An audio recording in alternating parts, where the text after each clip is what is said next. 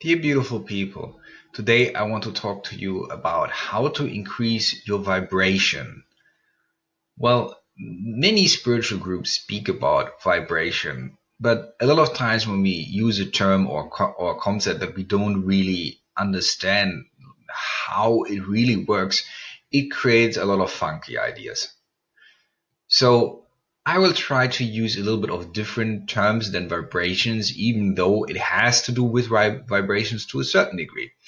I would rather speak about, for example, more inclusive consciousness or more expansive consciousness. And how can we work on that?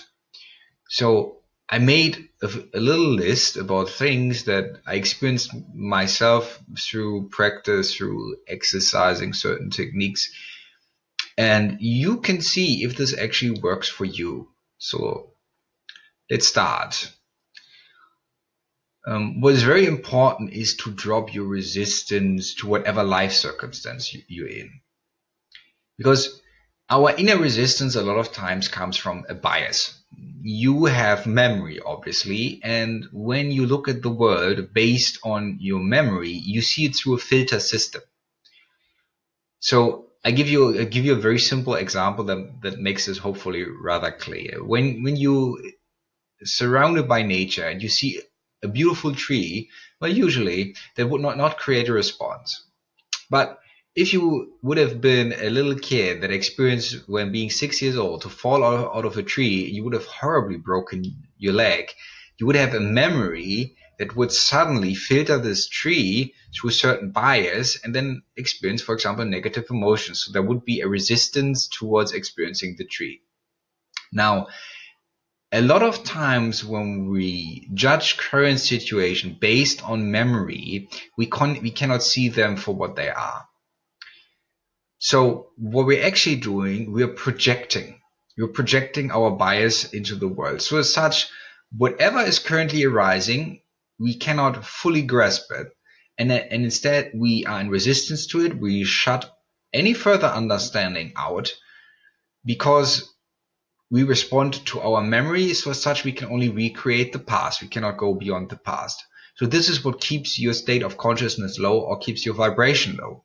So the trick is whatever arises in the present moment to try to see it as a teaching, not to see it as an enemy. And try to find an angle, try to find perspectives that increase your awareness. So get creative, try to understand what this current situation might teach you and how does this relate to you. How can you be more inclusive? How can you allow the situation? How can you allow this to be your teaching? So to make it clear, any form of resistance increases your perceived borders of the ego. So the more resistance you have, the more isolated you experience yourself. The more cut off from the world, the less connected. So resistance doesn't serve you. Resistance just reinforces your bias that you draw identity from it. This is your narrative. This is your story. But the story is not who you are. The story is a pretender, but you're investing in that pretender. So I strongly encourage you not to invest into that. So what's your thoughts then? And how you do this? Of course, you do this with mindfulness. So you watch your breathing. So you create a detachment from the thought process. You shift your awareness into the body. So your consciousness is not completely trapped in the thought process. So when you do this, you will be able to observe your thoughts and emotions. So watch thoughts that lead into separation, that lead into isolation, that lead into exclusivity, that lead into ownership, possession. Like all these thoughts keep you in a state of lower vibration. Yeah, because they reinforce the ego. So instead, you could practice to think other thoughts. You could make consciously that decision. So you could think about thoughts that in a difficult situation, for example, in an argument, you could ask yourself, what could bring us into union? What could bring us into fusion? How could I currently express compassion? How can I integrate what I'm experiencing into my awareness? These are thoughts of higher frequency. Yeah, they move you towards oneness, towards completion, towards wholeness. Why thoughts that lead to separation, to exclusivity, to isolation are the ones that reinforce the ego, that keep you in a lower state of vibration. So the next thing is authenticity. Well, in society, you hear a lot, just be yourself, but this is pretty hard to do if you don't know who self is. You have an idea of who self is, and this is usually the ego. So if someone says be yourself, usually people think of being their ego. It's not very useful, but let's say you would be open to finding out who you are. So in order to be more authentic, again, you need to practice mindfulness, because through mindfulness, you will be able to observe your thoughts and emotions, as I said previously. So a lot of times you might experience yourself in social interactions. So you might agree to something where you later feel emotionally, I actually didn't want to say this, or I didn't want to behave that way, but somehow I did. And then there is regret, and this regret keeps you in a lower state of vibration. The reason for that is that you have a programming that forms your ego. So for example, if someone has a request toward you and you think you must do it because this is what your program tells you, but your intuition says, well, I want to go a different direction. But if you still agree to it, you have overruled your intuition. So you have overruled your authentic self. So when you do this, you split yourself apart. So when you split yourself in two, you also split the world in two. Because if you feel a disconnect within, you feel a disconnect with the world. Between you and the world, on the deepest level of consciousness, there's no difference. So everything that you start excluding means you lower your sense of awareness, because instead of expanding, you start decreasing. So in order to be more authentic, it's very important that you start practicing mindfulness and you watch your breathing before you meet people, before you go into a business meeting, before you talk to your partner about something that's very important to you. So you try to watch your breathing, you try to relax your muscles, you be as consciously in the body as possible. Then you try to carry that awareness over even into stressful situations. Now, when you do, there's a chance to transform the situation. So also, while being in that situation, if you're still mindful, you will be able to experience a certain form of energy spikes. You will feel emotions arising. And sometimes an emotion might tell you, I don't want to do this, or I want to do that. Now, you will feel the conditioning of the ego arising too. So you will see there are thoughts arising that tell you to go in a certain direction. Stay with your feelings more. They're more authentic than the thought process. And also beyond the feelings, at a certain point, if you go deeper, you will become intuitive. So then you will feel, for example, an impulse to go into a certain direction. And I encourage you to start following that intuitive impulse, because this is your deeper intelligence. This is who you are. Everything else is on the surface. The thought process, the emotions, they're on the surface. This is not who you are. But let's say when it comes to getting closer to the source of who you are, emotions are closer to who you are than thoughts are. So start watching them, start detaching yourself, and watch for these intuitive impulses and where they want to pull you. But also watch for impulses that want to cause harm. A lot of us carry pain, and that pain wants to act itself out and generate more pain. So when you are in situations, but you stay mindful, you will watch sometimes that there is an angry impulse. There's an impulse to hurt. There's an impulse to screw a good thing up. Yeah, this happens a lot in romantic relationships.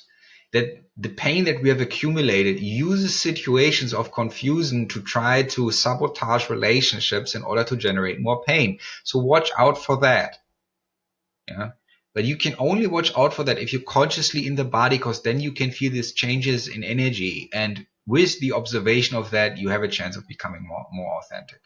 So the more authentic you become, that means all levels of you start aligning. So the thoughts of the person, the emotions of the person start aligning with the deeper self. So as such, there is no conflict within. When there is no conflict within, you start increasing in vibration.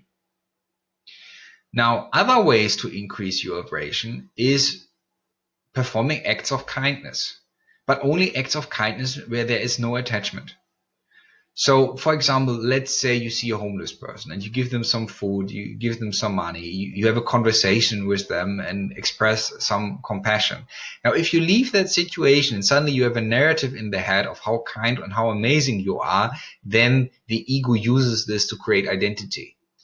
And when that happens, we have basically contaminated the act. The act cannot stand on its own anymore.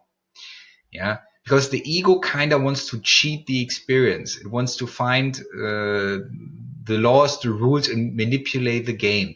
The ego kind of thinks there's a karma bank, and if I put enough coin in it, I will be rewarded. This is not how it works.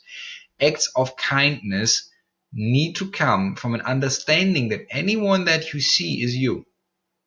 Any role that is being played on this planet, you have played, even though you're not conscious of it. If you see a beggar, you have been the beggar. If you see someone who has a drug addiction, you have been the one with the drug addiction.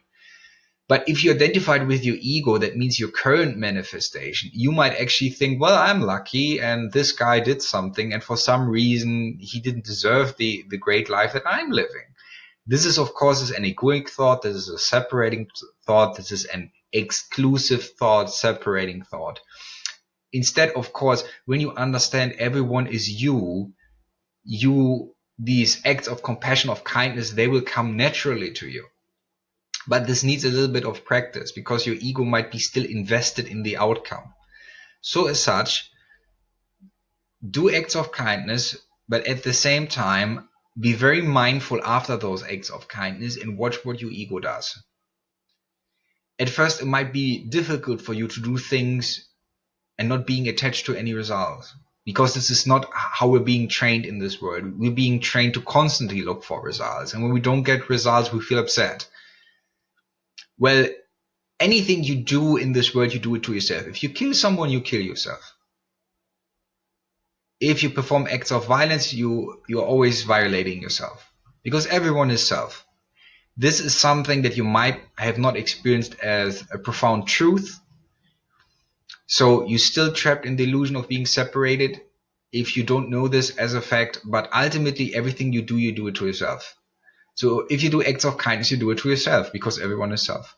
Once you understand this, acts of kindness come easy. Not only do they come easy, but it is less difficult in a sense to overcome attachment then.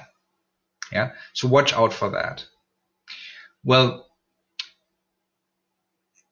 if you get into heavy thinking, and heavy thinking, I mean, for example, when you watch people who are depressed, like their bodies bend and they tuck in their shoulders, the head is dropped, they look to the ground.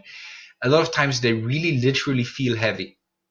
They find it difficult to get out of bed. They find it difficult to go to work. And the reason is they have so many thoughts that have attachment to time, and time is an illusion. Well, how can I say that? Well, I can prove it to you in a very simple manner. Let's say if you think about the past, you do it now. If you think about the future, you do it now. So the only reality that you need to be concerned with is the present moment, because this is all there is. You will never experience the future, because if you experience the future, it's going to be now. So there's only a continuous now.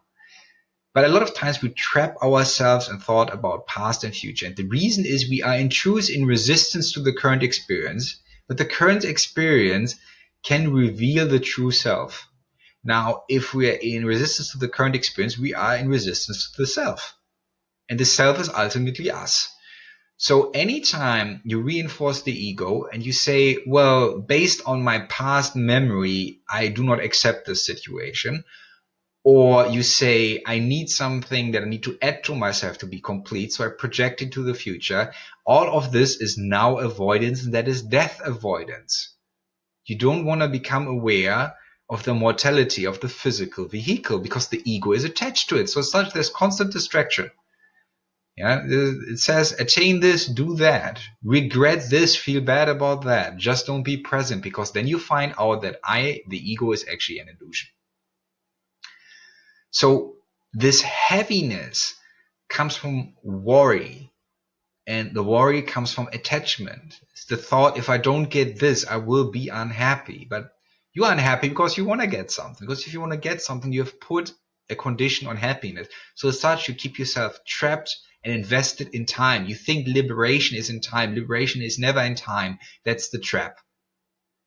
So when you stop thinking, you will at a certain point through meditation experience no mind states. So these no mind states bring you into a state of timelessness. So the timeless you is suddenly aware of the space-time reality and enters the space-time reality. And then it can transform this experience just through being present, because something that is real is awakened, and something that is real can, with its expansion, with its frequency, transform whatever energy you experience.